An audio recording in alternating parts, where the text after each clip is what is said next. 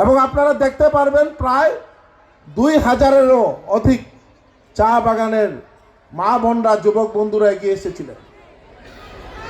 কারণ সবাই চায় যে এমন একটা সংগঠন বেরিয়ে আসুক যারা আমাদের সুখে দুঃখে, আমাদের উন্নয়নে এই সংগঠনে কাজ করবে। এই ধরনের একটা সংগঠন যাতে বেরিয়ে আসুক, এইটা সমগ্র বরাক উপত্যকার চা বাগানের শ্রমিক ভাই বন্ধুরা চেয়েছিলেন। এবং আমি আশা রাখি আজকে সেই সংগঠনের মনে হয় সূর্য উদয় হয়েছে। বরাক উপত্যকা চা জনগোষ্ঠী উন্নয়ন সমিতির নতুন করে এখানের মধ্যে যে নতুন রেজিস্ট্রেশন পেয়ে প্রথম বার্ষিক সভা করেছেন,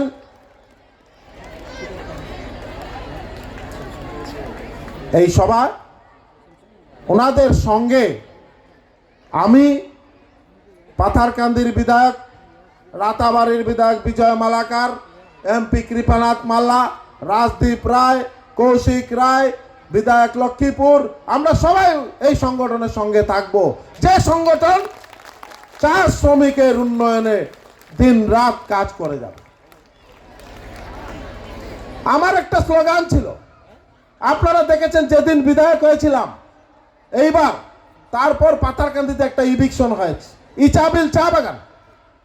ইচাবিল চা বাগানের অর্ধেকের উপর মাটি নন টি গার্ডেন, এবং কোথার থেকে ওনারা আসছে তাদের আইডেন্টিফিকেশন চেক করার জন্য আমি ডিসি মহোদয়কে বলেছিলাম।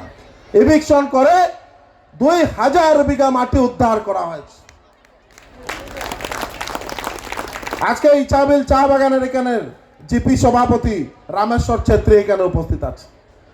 ওইখানের বাগান পঞ্চায়েত রাজু কুর্মি এই মঞ্চে উপস্থিত আছে। এবং এই মাটি যাতে প্রত্যেকজন চা বাগানের যারা ল্যান্ডলেস, ওনাদেরকে 3 বিঘা করে বরাদ্দ করার জন্য সার্কুল অফিসার এবং জেলাধিপতি মহাশয়কে আমি বলেছি, এবং কাজ চলছে। আপনারা দেখেছেন যে একটা প্রধানমন্ত্রী আবাস, একটা ঘর যদি স্যাংশন হয়, ঘর কোথায় বানাবেন বাগান মালিককে বলতে হয়। আপনারা শুনলে খুশি হবেন, আমাদের মাননীয় মুখ্যমন্ত্রী ডক্টর হিমন্ত বিশ্ব শর্মা মহাশয় প্রথমে উনি একটা ক্যাবিনেট ডিসিশন নিয়েছেন যাতে চা বাগানের সিলিং সারপ্লাস এই মাটি only reserve for tea and ex tea, not for others. সেই সুবাদে পাথারকান্দির 5000 চা বাগানের মা বোনদেরকে 3 বিঘা করে মাটি অ্যালটমেন্ট দেওয়া হয়েছে। কয়েকদিন আগে এইখানে আমাদের সুজিত তেওয়ারি মহাশয় ছিলেন, রতন কুমার ছিলেন, ওই সবাই ওই ফাইল আমি হাতে দিয়েছি আমার চা বাগানের নেতা অন্তু বাল্মীকি দাসের হাতে, যে ওইগুলা ওনারা প্রত্যেক জিপিতে গিয়ে যাদের নাম এসেছে ওনাদেরকে নিয়ে সার্কুল অফিসে গিয়ে এই সার্টিফিকেটটা যাতে ওনারা কালেক্ট করেন। এই অ্যালটমেন্ট দেওয়ার পর বরাক উপত্যকার নাম না নিয়ে এক ব্যক্তির কথা বলছি, উনি পাথারকান্দি চলে গেলেন। আরে এটা কিভাবে সম্ভব? ये बात तो झूठ है, एमएलए तो झूठ बात बोला। আমার ছোট ভাই সুরজ কানু লয়েরপোয়াতে বাড়ি, ওনার সাথে ফেসবুকে লড়াই, ওনার সাথে বাড়িতে উনি গেলেন, ওনার সাথে দুইজনের মধ্যে তর্ক হয়ে গেল। বিশ্বাস করতে পারছেন না, কারণ এই যে 70 বছর যারা চা বাগানের মা বোনদের, যুবক বন্ধুদের, চা বাগানের এই শ্রদ্ধার নাগরিকদের ভোটে নির্বাচিত হয়েছিলেন, ওনারা কিন্তু চা বাগানের কাজ করেন নাই, ওনারা নিজের ব্যক্তি স্বার্থে কাজ করেছেন। কেউ রাবার বাগান বানিয়েছেন, কেউ আগর বাগান বানিয়েছেন, আর না হলে কেউ হসপিটাল করেছেন গুয়াহাটিতে, দিল্লিতে, বাইরে, কিন্তু চা বাগানের উন্নয়নে কেউ কাজ করেন নাই। ওনারা তখন ওই ব্যবস্থা ছিল ল্যান্ডলেসদেরকে ল্যান্ড দেওয়া, কিন্তু দেন নাই। আর এইবার দেওয়ার পর ওনাদের বিশ্বাস হচ্ছে না, ওনাদের বিশ্বাস না হওয়ার কথা। নিজের মন যেভাবে থাকবে ওইভাবে তো চিন্তাধারা থাকবে। যদি কোনো সরকার ল্যান্ডলেসদেরকে ল্যান্ড দেওয়ার চিন্তাধারা করে কাজ করেছে, এটা হলো ভারতীয় জনতা পার্টির সরকার আর আমাদের মুখ্যমন্ত্রী ডক্টর হিমন্ত বিশ্ব শর্মা মহাশয়। চা বাগান এলাকায় ছাত্রছাত্রীরা যাতে ভালোভাবে পড়াশোনা করতে পারে তার জন্য মাননীয় মুখ্যমন্ত্রী মহাশয় 119টা মডেল হাই স্কুল আসামের বিভিন্ন চা বাগানে প্রতিষ্ঠা করেছে। তার মধ্যে পাথারকান্দিতে 5টা মডেল হাই স্কুল প্রতিষ্ঠা হয়েছে। আজকে লক্ষ্মীপুরে 3টা মডেল হাই স্কুল প্রতিষ্ঠা হয়েছে। এই বিভিন্ন বরাক উপত্যকায় 15-16টা মডেল হাই স্কুল প্রতিষ্ঠা হয়েছে। কেন হয়েছে? কারণ আমাদের মুখ্যমন্ত্রীর একটাই লক্ষ্য, যাতে এই চা বাগান থেকে বেরিয়ে গিয়ে কেউ বিক্রম কৈরি হতে পারে, কেউ বিক্রম চাষা হতে পারে। কয়েকদিন আগে আমার এপিএসসিতে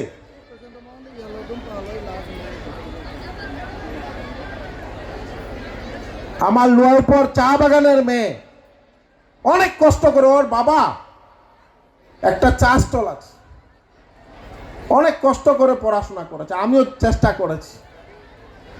সে এপিএসসি ক্র্যাক করেছে। মীনাক্ষী বাড়ি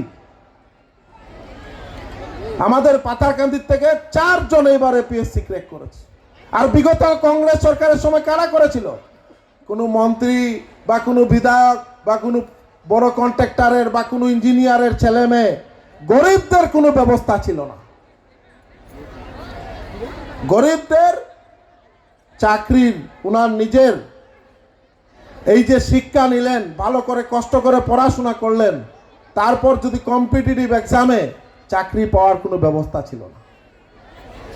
88,000 চাকরি মাননীয় মুখ্যমন্ত্রী ডক্টর হিমন্ত বিশ্ব শর্মা মহাশয়ের নেতৃত্বে দেওয়া হয়েছে, একদম পুরো পরিষ্কার পরিচ্ছন্নভাবে, করাপশন ফ্রি। কোনো এমএলএ মন্ত্রী, কোনো নেতা, কোনো কার্যকর্তার কোনো ইনভলভমেন্ট নেই। যে পড়াশোনা করেছেন, ভালো রেজাল্ট করেছেন, সেই চাকরি পেয়েছেন।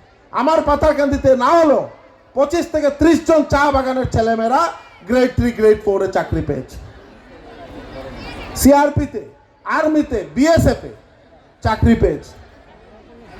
এই যে একটা সুন্দর পরিষ্কার পরিচ্ছন্ন পরিবেশ, একমাত্র বিজেপি সরকার, মাননীয় নরেন্দ্র মোদীজির সরকার আর ডক্টর হিমন্ত বিশ্ব শর্মা মহোদয় আমাদের মুখ্যমন্ত্রীর নেতৃত্বে এই পরিষ্কার পরিচ্ছন্ন একটা ভাব নিয়ে যে মানুষের চাকরি দেওয়ার ব্যবস্থা করা হয়েছে। তাই আজকে বিশেষ করে বহুত ধন্যবাদ জানাই মাননীয় মুখ্যমন্ত্রী ডক্টর হিমন্ত বিশ্ব শর্মা মহাশয়কে। আজকে দু একটা কথা বলে আমি আমার কথা শেষ করছি। আমি কয়েকদিন আগে জিনামবেলিতে আমাকে প্রভারী হিসাবে দেওয়া হয়েছিল, তো আমি গেলাম। যাওয়ার সময় দেখলাম ওইখানে তখনের উদারবন্দের একটা পার্ট, রাজাবাজার ওই সাইড পরে, তারপর লক্ষ্মীপুর, এখানে মার কমিউনিটির আর অন্যান্য আরো বাঙালি হিন্দুস্তানি কমিউনিটি আছে। রাস্তার যে অবস্থা দেখেছি, একটা প্রধানমন্ত্রী আবাসের ঘর দেখলাম না।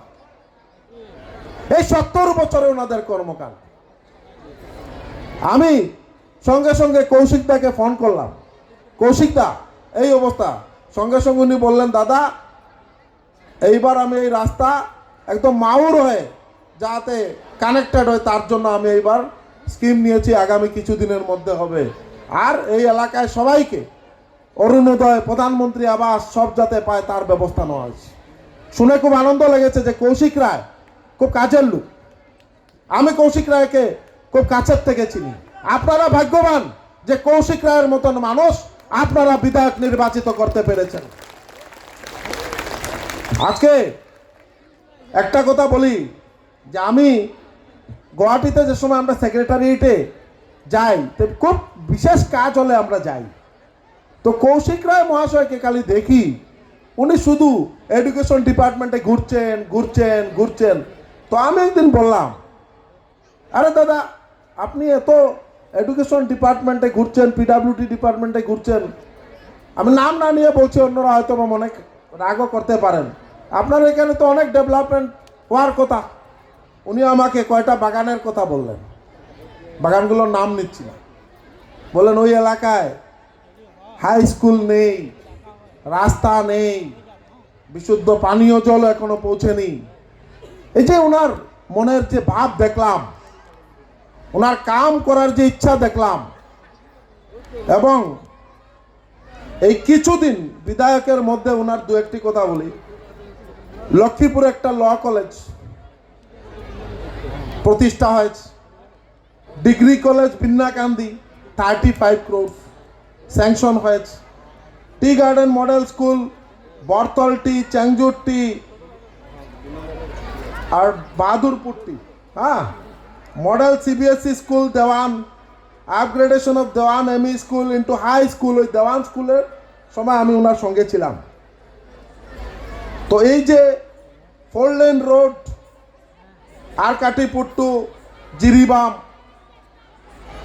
এইভাবে যে এই যে পড়াশোনা করার জন্য প্রত্যেকটা এলাকায় যাতে ভালো স্কুল হয়, ভালো কলেজ হয়, তার জন্য আমাদের এইখানের বিধায়ক যে প্রয়াস চালিয়ে যাচ্ছেন,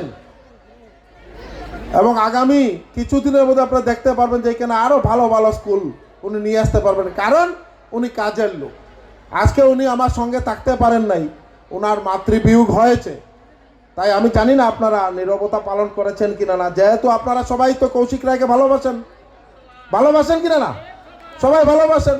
তো ওনার মার চিরশান্তি আত্মা যাতে, ওনার মার আত্মাতে ভগবানের শ্রীচরণে গিয়ে পৌঁছায়, তার জন্য আমি সবাইকে অনুরোধ করব, আমার বক্তব্য শেষ করার আগে 1 মিনিট ওনার মার জন্য আমরা প্রার্থনা করব।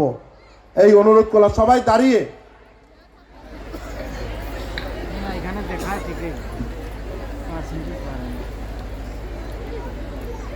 শুরু।